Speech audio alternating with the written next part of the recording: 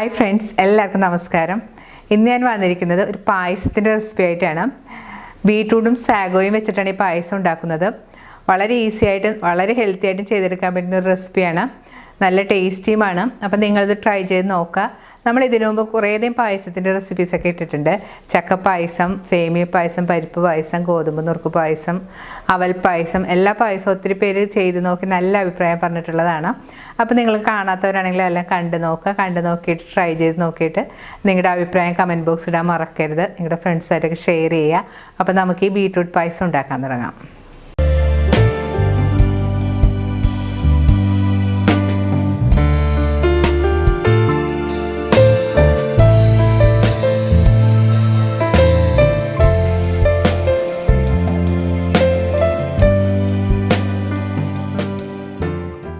പായസം ഉണ്ടാക്കാനായിട്ട് ഞാനിവിടെ എടുത്തിരിക്കുന്നത് ഈ സൈസിലുള്ള 2 ബീട്രൂട്ടാണ്.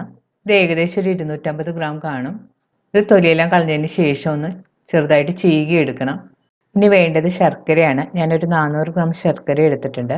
ശർക്കര ആദ്യം ഒന്ന് ഉരുക്കിയെടുക്കണം. അതിനായിട്ട് ശർക്കരയിലേക്ക് 1/4 കപ്പ് വെള്ളം ഒഴിച്ചു കൊടുക്കാം. ഇനി ഇതൊന്ന് സ്റ്റൗവിൽ വെച്ച് നന്നായിട്ട് ഉരുക്കിയെടുക്കണം. ഞാൻ പായസത്തിനായിട്ട് 1/2 കപ്പ് ചവ്വരി എടുത്തിട്ടുണ്ട്. ചവ്വരി നന്നായിട്ട് കഴുകിയതിന് ശേഷം വെള്ളം ഒഴിച്ച് കുറച്ച് സമയം കുതിരാനായിട്ട് മാറ്റി വെക്കണം. ഞാനിവിടെ 2 മണിക്കൂർ കുതിരാനായിട്ട് മാറ്റി വെച്ചിട്ടുണ്ട്. ചില ചവ്വരി പെട്ടെന്ന് കുതിർന്ന് കിട്ടും, ചിലതിന് കുറച്ച് സമയം കൂടുതലെടുക്കും. നിങ്ങൾ ഉപയോഗിക്കുന്ന ചവ്വരിയുടെ പാകം നോക്കി നിങ്ങൾ കുതിർത്തെടുക്കാൻ ശ്രദ്ധിക്കുക. നല്ലതുപോലെ കുതിർത്തതിന് ശേഷം ചവ്വരി പായസത്തിൽ ചേർക്കുകയാണെങ്കിൽ പെട്ടെന്ന് വെന്ത് കിട്ടും. ചവ്വരി ചേർക്കുമ്പോഴത്തേക്കും പായസം നന്നായിട്ട് കുറുകയും കിട്ടും. ബീട്രൂട്ടിൻ്റെ തൊലി കളഞ്ഞെടുത്തിട്ടുണ്ട്. ഇനി ഇതൊരു ഗ്രേറ്ററിൽ വെച്ച് നന്നായിട്ട് ചീകി എടുക്കണം. ഞാൻ ഇതുപോലെ ഒരു ഗ്രേറ്ററിൽ വെച്ചിട്ടാണ് ചീകി എടുത്തിരിക്കുന്നത്. അപ്പം നിങ്ങളുടെ കയ്യിൽ ഗ്രേറ്ററൊന്നും ഇല്ലെങ്കിൽ നല്ല നൈസായിട്ട് ചോപ്പ് ചെയ്തെടുത്താൽ മതി. ബീട്രൂട്ട് നല്ല നൈസായിട്ട് തന്നെ നമ്മൾ ഗ്രേറ്റ് ചെയ്തെടുക്കുക അല്ലെങ്കിൽ ചോപ്പ് ചെയ്തെടുക്കുക ചെയ്യണം. എന്നാൽ മാത്രമേ പായസം നന്നായിട്ട് കുറുകി കിട്ടുകയുള്ളൂ. ബീട്രൂട്ടെല്ലാം ഈ കാണുന്ന പോലെ നല്ല നൈസായിട്ട് ഗ്രേറ്റ് ചെയ്തെടുത്തിട്ടുണ്ട്. ഇനി ഇത് നമുക്ക് മാറ്റി വെക്കാം. ശർക്കര ഉരുക്കാൻ വെച്ചിട്ട് ഇപ്പോൾ നന്നായിട്ട് തിളച്ചൊക്കെ വന്നിട്ടുണ്ട്. ഇനി നമുക്ക് സ്പൂൺ കൊണ്ടൊന്ന് ഇളക്കി കൊടുക്കാം. ഇപ്പോൾ ശർക്കര ഒട്ടും കട്ടയില്ലാതെ നല്ലതുപോലെ ഉരുകി വന്നിട്ടുണ്ട്. ഇനി ഇത് നമുക്ക് മാറ്റി വെക്കാം. ചീകി വെച്ചിരിക്കുന്ന ബീട്രൂട്ടിലേക്ക് ഒരു 1/4 കപ്പ് വെള്ളം ഒഴിച്ചു കൊടുക്കാം. അതിനുശേഷം ഇത് സ്റ്റവിൽ വെച്ച് നന്നായിട്ട് വേവിച്ചെടുക്കണം. ബീട്രൂട്ട് പെട്ടെന്ന് വെന്ത് കിട്ടാൻ വേണ്ടിയിട്ട് നമുക്ക് പാനൊന്ന് മൂടി വെച്ച് സ്റ്റവ് ഒരു മീഡിയം ഫ്ലെയിമിൽ വെച്ചിട്ട് കുക്ക് ചെയ്യാം. ഇപ്പോൾ ബീട്രൂട്ട് പാകത്തിന് വെന്ത് വെള്ളമെല്ലാം വറ്റി വന്നിട്ടുണ്ട്.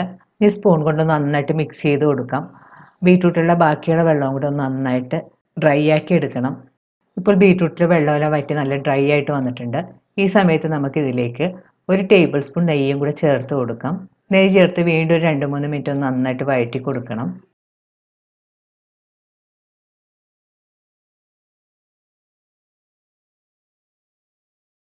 ഇനി ഇതിലേക്ക് ഉരുക്കി വെച്ചിരിക്കുന്ന ശർക്കര നമുക്കൊരു അരിപ്പയിലൂടെ അരിച്ചൊഴിച്ചു കൊടുക്കാം. ശർക്കര ഒഴിക്കുന്ന സമയത്ത് നമ്മൾ ഉരുക്കി വെച്ചിരിക്കുന്നതിൻ്റെ ഒരു 1/4 ഭാഗം ഒഴിച്ചു കൊടുത്താൽ മതി. പിന്നീട് മധുരം നോക്കിയിട്ട് ആവശ്യമുണ്ടെങ്കിൽ ചേർത്ത് കൊടുത്താൽ മതി. അല്ലെങ്കിൽ ചിലപ്പോൾ മധുരം കൂടിപ്പോകാൻ സാധ്യതയുണ്ട്. ബീട്രൂട്ടും കുറച്ച് മധുരമുള്ളതാണ്. ശർക്കര നീര് ചേർത്തതിന് ശേഷം വീണ്ടും നന്നായിട്ട് വഴറ്റി കൊടുക്കണം. ഇനി ബീട്രൂട്ട് ശർക്കര നീരിലിട്ട് കുറച്ച് സമയം കൂടെ കുക്ക് ചെയ്യണം. ശർക്കര നീര് കിടന്നൊന്ന് വരട്ടിയെടുക്കണം. ഏകദേശം ഒരു 10 മിനിറ്റ് നമുക്കൊരു മീഡിയം ഫ്ലെയിമിൽ വെച്ച് ഇത് കുക്ക് ചെയ്തെടുക്കേണ്ടി വരും. ഇപ്പോൾ ഏകദേശം ഒന്ന് ഡ്രൈ ആയിട്ട് തുടങ്ങിയിട്ടുണ്ട്. പായസത്തിന് ആവശ്യമായ തേങ്ങാപ്പാലാണിത്. 3 കപ്പ് 2/2 പാലും 1 കപ്പ് 1/4 പാലുമാണ് ഞാൻ എടുത്തിരിക്കുന്നത്. ഞാൻ ഒരു വലിയ തേങ്ങ മിക്സിയിലിട്ട് അടിച്ച് അതിൻ്റെ 1/4 പാലും 2/2 പാലുമാണ് എടുത്തിരിക്കുന്നത്. ആദ്യം നമ്മൾ മിക്സിയിൽ തേങ്ങ ഇട്ടതിന് ശേഷം 1/2 കപ്പ് വെള്ളമൊഴിച്ച് നന്നായിട്ട് അടിച്ചെടുക്കണം. അതിൽ നിന്ന് പിഴിഞ്ഞെടുക്കുന്ന പാലാണ് 1/4 പാല്. അത് 1 കപ്പ്. പിഴിഞ്ഞെടുത്ത തേങ്ങ വീണ്ടും മിക്സിയിലിട്ട് കുറച്ച് വെള്ളം കൂടി ഇട്ട് വീണ്ടും അടിച്ചെടുക്കണം. അതിൽ നിന്ന് പിഴിഞ്ഞെടുത്തതാണ് 3 കപ്പ് 2/2 പാല്. ഇത് പ്രത്യേകം ഞാൻ എടുത്തു പറയുന്നത്, ഞാൻ ഇതിനു മുമ്പ് ഒരു പായസത്തിൽ 1/4 പാലും 2/2 പാലും ഒന്നും പറഞ്ഞിട്ടുണ്ടായിരുന്നു. അപ്പോൾ കുറേ പേരോട് സംശയം ചോദിച്ചു 1/4 പാലും 2/2 പാലും എന്ന് പറഞ്ഞാൽ എന്താണെന്ന്. അതുകൊണ്ടാണ് ഞാൻ ഇവിടെ പ്രത്യേകം പറഞ്ഞത്. ഇപ്പോൾ ബീട്രൂട്ട് ശർക്കരയിൽ കിടന്ന് കുറച്ച് തിക്കായിട്ട് വന്നിട്ടുണ്ട്. ഇനി നമുക്ക് ഇതിലേക്ക് പിഴിഞ്ഞ് വെച്ചിരിക്കുന്ന 2/2 പാൽ ചേർത്ത് കൊടുക്കാം.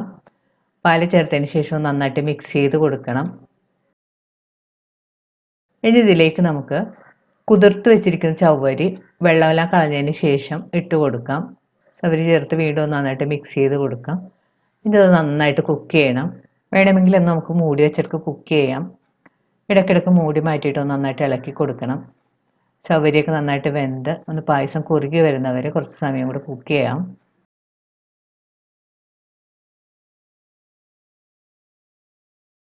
ഇപ്പോൾ ചവ്വരിയെല്ലാം ചേർത്ത് കുക്ക് ചെയ്യാൻ തുടങ്ങി ഒരു 10 മിനിറ്റ് എല്ലാം ആയിട്ടുണ്ട്.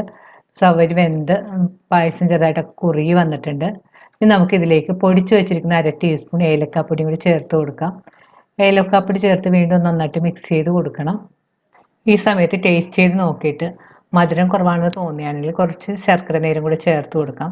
ഇതിലിപ്പോൾ പ്രത്യേകിച്ചും മധുരമൊന്നും ചേർക്കേണ്ട ആവശ്യമില്ല, ആവശ്യത്തിന് മധുരമുണ്ട്. ഇനി ഇതിലേക്ക് പിഴിഞ്ഞ് വെച്ചിരിക്കുന്ന 1/4 പാലും കൂടി ചേർത്ത് വീണ്ടും നന്നായിട്ട് മിക്സ് ചെയ്ത് കൊടുക്കാം. 1/4 പാൽ ചേർത്ത് കഴിഞ്ഞ് പ്രത്യേകം ശ്രദ്ധിക്കേണ്ടത് പിന്നെ പായസം തിളക്കാൻ അനുവദിക്കരുത്. 1/4 പാൽ ചേർത്തതിന് ശേഷം ഒന്ന് നന്നായിട്ട് ഇളക്കി കൊടുക്കണം. പായസം ഒന്ന് നന്നായിട്ട് ചൂടായി വരുമ്പോഴത്തേക്കും നമുക്ക് സ്റ്റവ് ഓഫ് ചെയ്യാം. ഇപ്പോൾ 1/4 പാൽ ചേർത്ത് പായസം നന്നായിട്ട് ചൂടായിട്ടൊക്കെ വന്നിട്ടുണ്ട്. ഈ സമയത്ത് നമുക്ക് സ്റ്റവ് ഓഫ് ചെയ്യാം. ഇനി നമുക്ക് പായസത്തിലേക്ക് കുറച്ച് തേങ്ങാക്കൊത്തും കശുവണ്ടിയും വറുത്തിടണം. അതിനായിട്ട് ഞാനിവിടെ ഒരു ചെറിയ പാനിൽ നെയ്യ് ചൂടാക്കാൻ വെച്ചിട്ടുണ്ട്. ഇപ്പോൾ നെയ്യ് നല്ലതുപോലെ ചൂടായി വന്നിട്ടുണ്ട്. ഇതിലേക്ക് നമുക്ക് കഷ്ണങ്ങളാക്കി വെച്ചിരിക്കുന്ന കശുവണ്ടി ചേർത്തൊന്ന് മൂപ്പിക്കണം. ഇപ്പോൾ കശുവണ്ടി ചെറിയ ബ്രൗൺ കളറായി വന്നിട്ടുണ്ട്. ഈ സമയത്ത് ഇത് കോരി മാറ്റാം.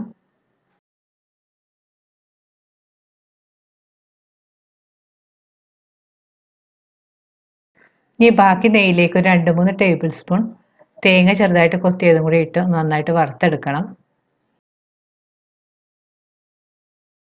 ഇപ്പോൾ തേങ്ങാക്കൊത്തെല്ലാം ചെറിയ ബ്രൗൺ കളറായി വന്നിട്ടുണ്ട്. ഈ സമയത്ത് നമുക്ക് സ്റ്റവ് ഓഫ് ചെയ്തതിന് ശേഷം തേങ്ങാക്കൊത്ത് ആ നെയ്യോടുകൂടെ തന്നെ പായസത്തിൻ്റെ മുകളിലേക്ക് ഇട്ട് നന്നായിട്ട് മിക്സ് ചെയ്ത് കൊടുക്കാം. ഇതിലേക്ക് കശുവണ്ടി കൂടെ ചേർത്ത് വീണ്ടും നന്നായിട്ട് മിക്സ് ചെയ്ത് കൊടുക്കണം. ഇപ്പോൾ നമ്മുടെ രുചികരമായ പായസം റെഡിയായി കഴിഞ്ഞ് റെഡിയായ പായസം നമുക്കൊരു സർവിങ് ബൗളിലേക്ക് മാറ്റാം. വളരെ ടേസ്റ്റി നല്ല ഹെൽത്തിയുമായ നമ്മുടെ ബീറ്റ്റൂട്ട് പായസം റെഡിയായി കഴിഞ്ഞ് നമുക്ക് വീട്ടിൽ ഗസ്റ്റ് വരുമ്പോഴോ അല്ലാതെ തന്നെ കുട്ടികൾക്കൊക്കെ ഉണ്ടാക്കി കൊടുക്കാൻ അടിപൊളി റെസിപ്പിയാണ്. നിങ്ങളും ഇത് ട്രൈ ചെയ്ത് നോക്കുക. ട്രൈ ചെയ്ത് നോക്കിയിട്ട് നിങ്ങളുടെ അഭിപ്രായം കമൻറ്റ് ബോക്സിൽ മറക്കരുത്. നിങ്ങളുടെ ഫ്രണ്ട്സായിട്ടൊക്കെ ഷെയർ ചെയ്യുക. വീണ്ടും ഇതുപോലുള്ള സിമ്പിളും നല്ല ഹെൽത്തിയുമായിട്ട് റെസിപ്പി ആയിട്ട് നമുക്ക് കാണാം. Thank you.